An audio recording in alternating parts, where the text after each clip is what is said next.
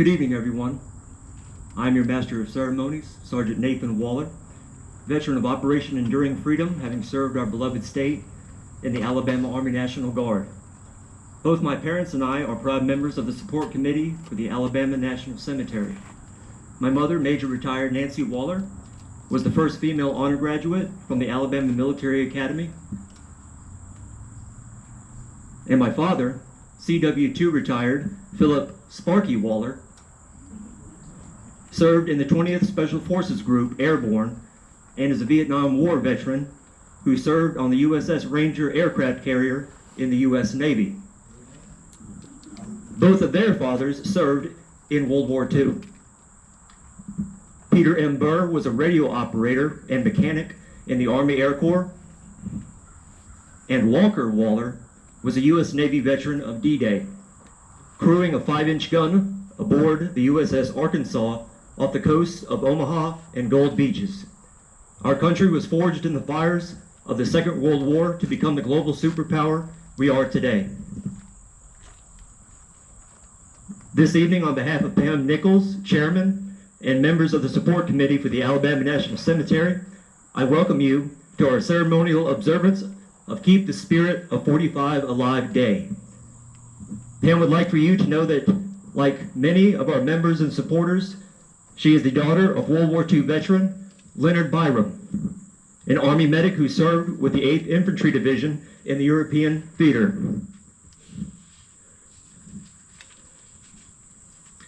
Today is a special day honoring the men and women of the World War II generation on the 77th anniversary of August 14th, 1945, the day the war ended.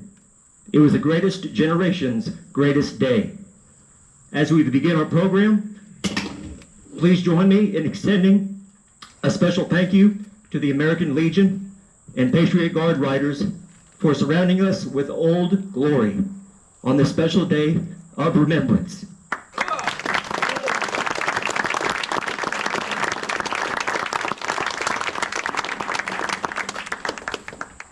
Something almost always falls off this uniform.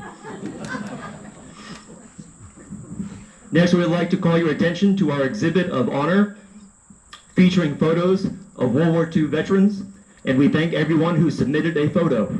As we look at so many young faces of long ago, let us commit today to keep their memory alive for future generations. At this time, Duke Martin, chaplain for the Support Committee, will offer our invocation.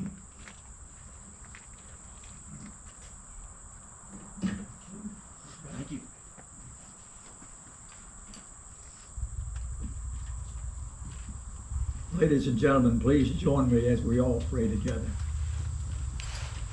Holy Father, as we begin this afternoon, we would certainly be remiss did we not first acknowledge your presence and invoke your blessings on everything that we do.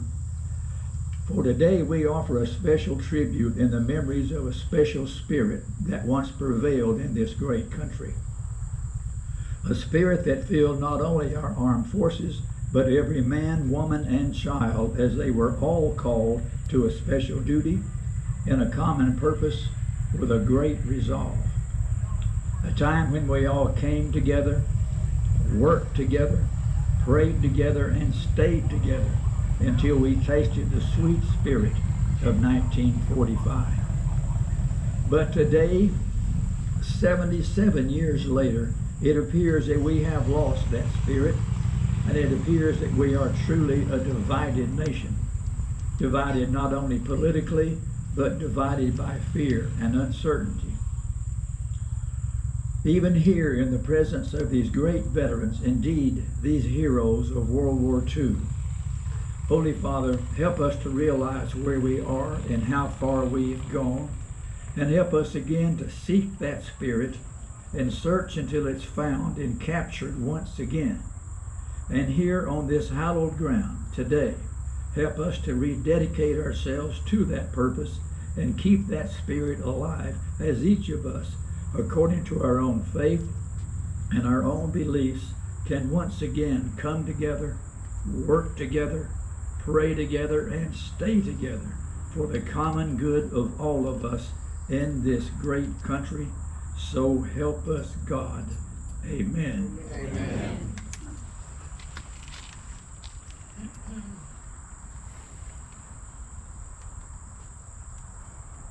Now will those who are able please rise for the presentation of the colors by the Bessemer Squadron Civil Air Patrol Cadets, then remain standing for the national anthem, sung by Rob Robinson, grandson of World War II veteran L.P. Robinson, U.S. Army, and the Pledge of Allegiance led by Aaron Sides, Girl Scout Troop 30648, Helena, Alabama. Aaron is the great-granddaughter of World War II veteran John L. Smith, U.S. Army, and great-niece of World War II veteran J. Norman Lewis, U.S. Navy.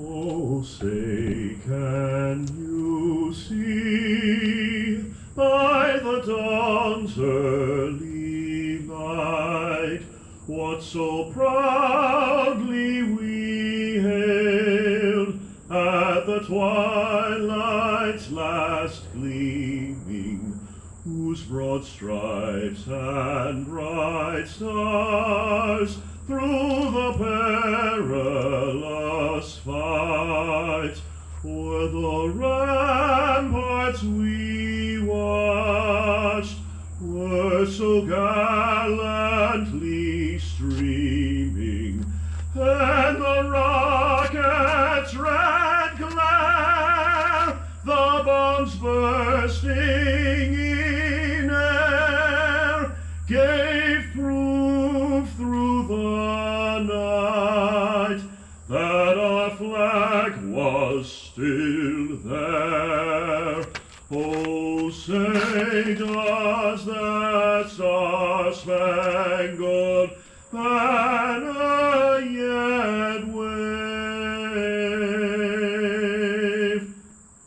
o'er the land of the free and the home of the brave?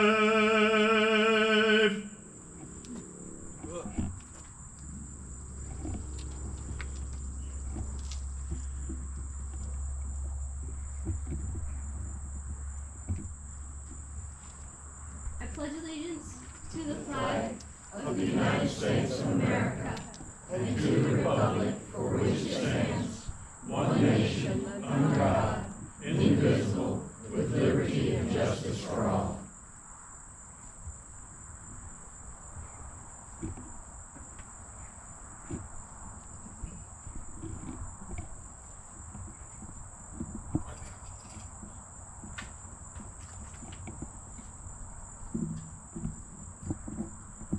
One of the most popular songs from World War II was one I'm about to sing for you, but this one's unique and was chosen because it's also a sing-along.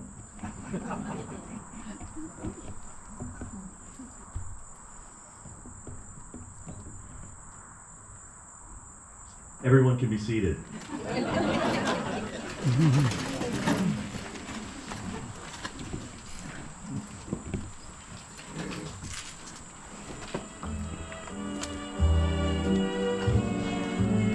We'll meet again, don't know where, don't know when, but I know we'll meet again some sunny day.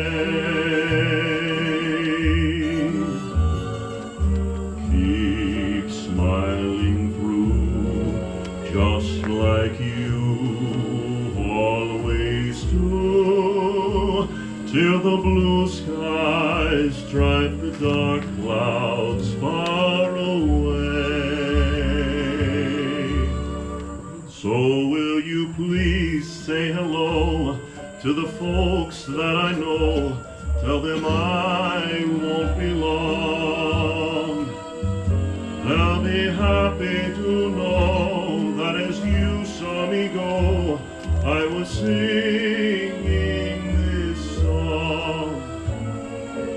We'll meet again, don't know where, don't know when, but I know we'll meet again some sunny day. We'll meet again, don't know where, don't know when, but I know we'll meet again some sunny day. Keep smiling through, just like you always do, till the blue skies drive the dark clouds far away. So will you please say hello to the folks that I know? Tell them I won't be long. They'll be happy to know that as you saw me go, I was singing this song. We'll meet again, don't know where, don't know when, but I know we'll meet again some sunny day.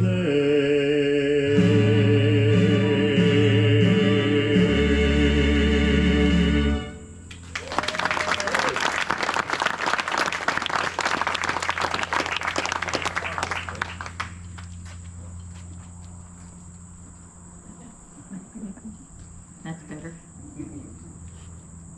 I get to swap places with my World War II soldier son. Last time he was up here, he had to stand at the podium and try to hold the microphone and show his uniform.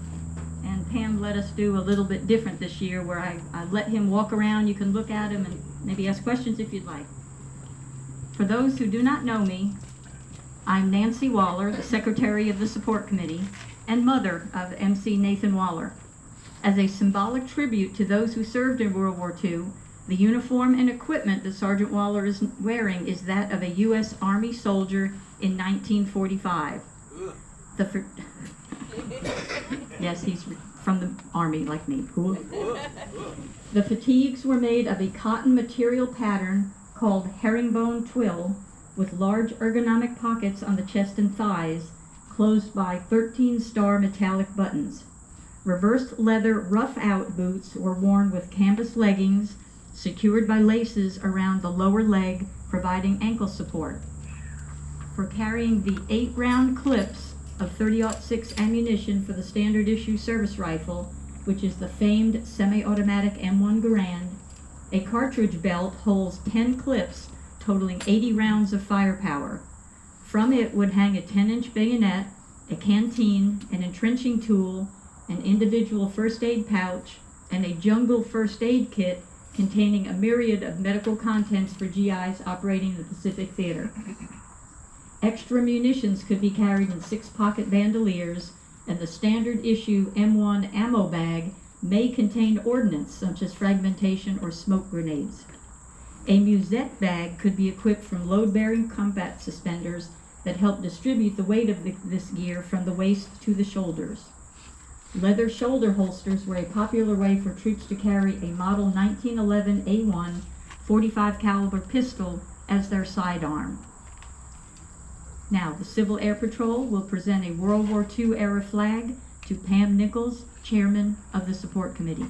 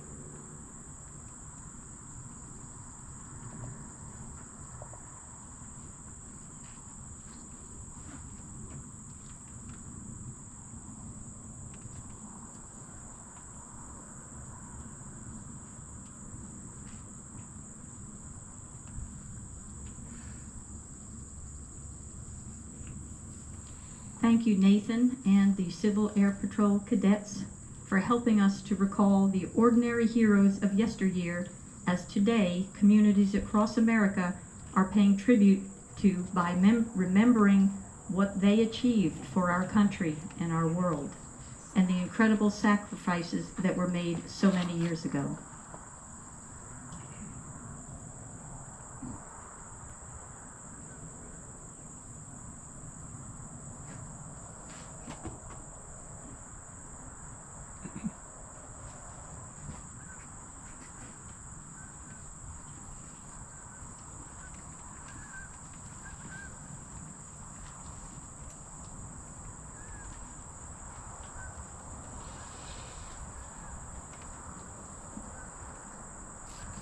You're not that short. In 2010, Congress established the second weekend in August as Keep the Spirit of 45 Alive Day. Today is that special day honoring the service of those who served in World War II, both in uniform and on the home front. We have come together today to mark the day the war ended and America assumed the responsibility for leading the rebuilding of the post-war world. Will any World War II veterans with us this evening please stand and raise your hand to be recognized?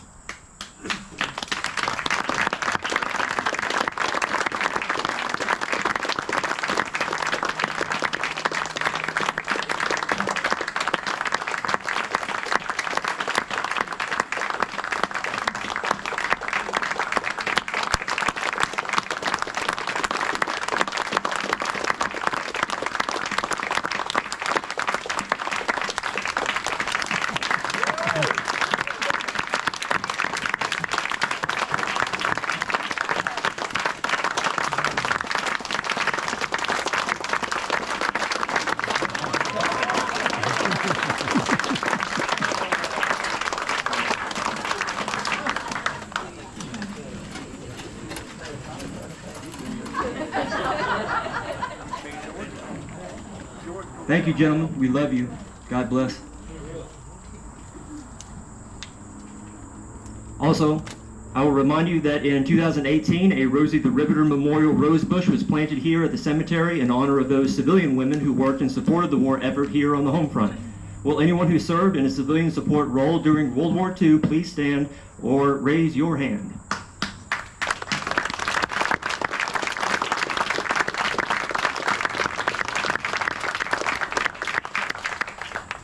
I know there are others with us today who are proud descendants of World War II veterans whose legacy of patriotism, hard work, and dedication lives on in our families. If you are a family member of a World War II veteran, would you please stand?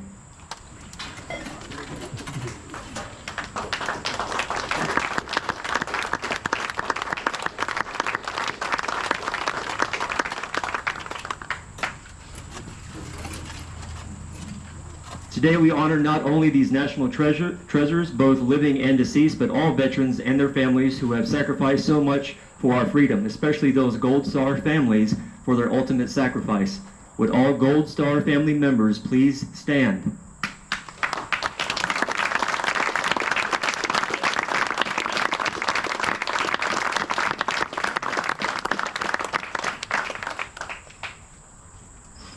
We are forever in your debt.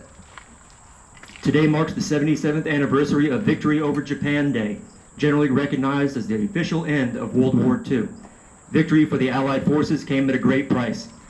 While statistics vary widely, the United States lost an estimated 407,300 military personnel, nearly 12,100 civilians, and worldwide, between 70 and 85 million people died in World War II.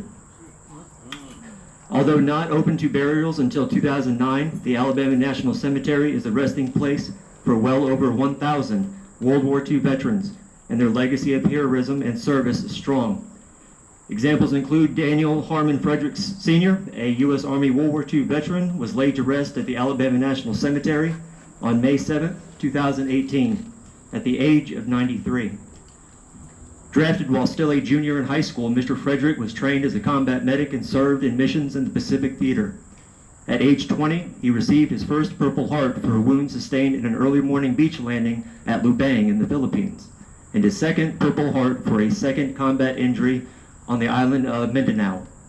Before he left the island of Mindanao, he and 6 combat buddies were captured by the Japanese and held as prisoners of war for 17 days. Coast Guard veteran James Alexander Haggerty was buried at the Alabama National Cemetery in March 2019. In 1941, Jim Haggerty joined the Coast Guard. On June 6, 1944, D-Day, Mr. Haggerty and fellow crew members of Rescue Flotilla 1 went to Juno Beach to escort the 3rd Canadian Infantry into battle, as well as look for men who had been thrown into the water by enemy fire. In an interview in 2018, Mr. Haggerty explained, there was a standard for how to pick up soldiers out of the ocean. You did not pick up any bodies who was bleeding from the nose, the mouth, and the ears because they were going to die. The worst was seeing dead bodies floating by, he said. You never forget that.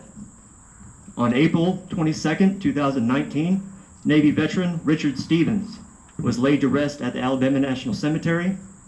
Richard enlisted and joined the crew of the USS Indianapolis at age 17 and was 19 when it was sunk by a Japanese submarine in 1945. The Indianapolis carried the atomic bomb to the South Pacific island of Tinian, where it was picked up by the Enola Gay, the plane that dropped it on Hiroshima. Somehow, Mr. Stevens managed to avoid the shark attacks, dehydration, exposure, and saltwater poisoning that took the lives of many of the other servicemen left floating in the water for days after the torpedo attack. Out of the 1,196 crew, only 316 survived. Today we are honored to have with us 2 World War II veterans who served with honor to lay a wreath in memory of World War II's fallen heroes. First, U.S. Army veteran John Little, who served in the European theater.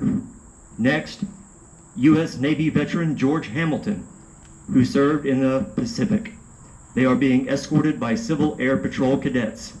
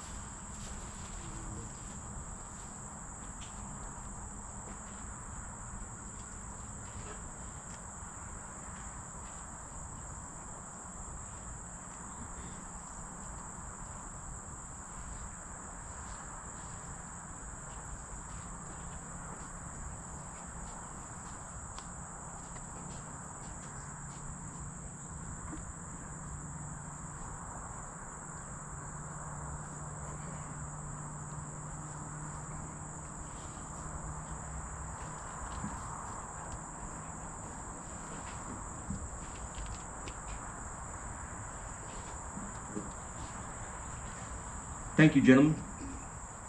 The support committee extends a special thank you to the Lily of the Cahaba chapter of the Daughters of the American Revolution for their donation of the beautiful wreath in honor and memory of World War II veterans.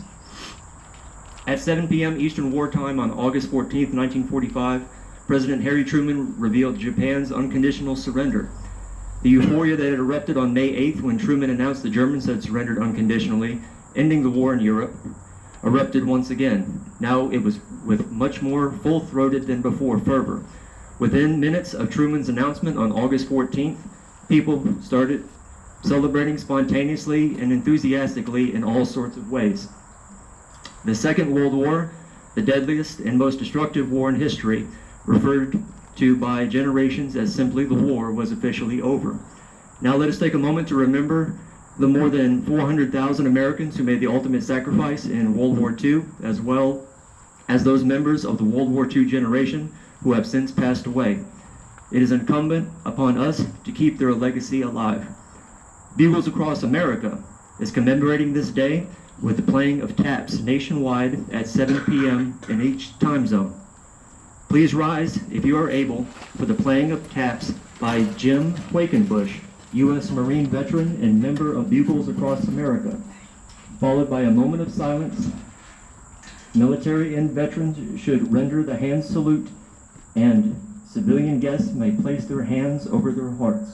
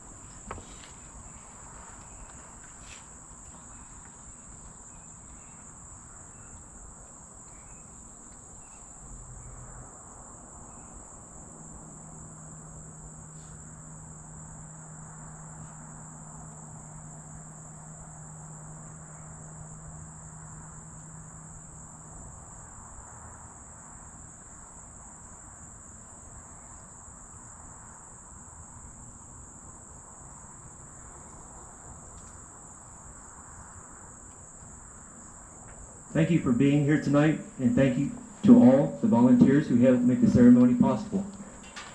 Let us all continue to honor the legacy of our World War II generation by striving to lead our lives dedicated to the spirit of 45, which is the spirit of service, community, and national unity. To our World War II veterans and the brave veterans who have since continued our legacy, please know that we are who we are today because of you. We will never forget. Again, thank you for joining us tonight. God bless you all, and may God bless America. Good evening. Thank you.